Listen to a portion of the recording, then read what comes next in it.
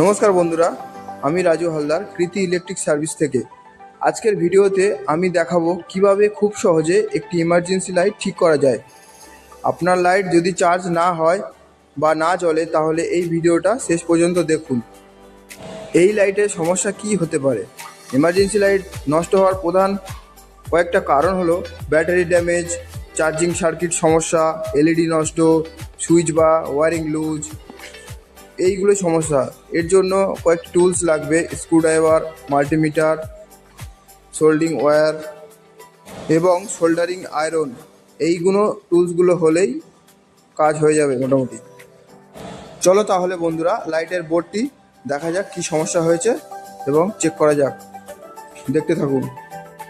আর একটা কথা বন্ধুরা, সব সময় কাজ করার আগে লাইটের পাওয়ার বন্ধ রাখবেন। আর যদি কাজ না জানেন তাহলে নিজে কাজ করার চেষ্টা করবেন না। এই বোর্ডটির চার্জিং সেকশনটা প্রবলেম হয়েছে, চার্জ নিচ্ছে না, তাই বোর্ডটি এখন রিপেয়ারিং করা হয়ে গেছে, যদিও তোমাদেরকে দেখাতে পারলাম না, তার জন্য সরি বন্ধুরা। এত ছোট্ট ভিডিওর মধ্যে দেখানো যায় না।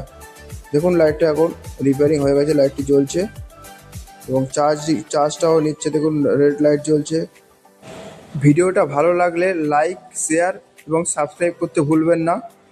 আর কোনো সমস্যা থাকলে কমেন্টে লিখুন। ধন্যবাদ বন্ধুরা। এখন লাইটটা পুরোপুরি ফিটিং করে দেখাবো। দেখুন লাইটটা জ্বলছে আপনাদের সামনে, দেখতে থাকুন।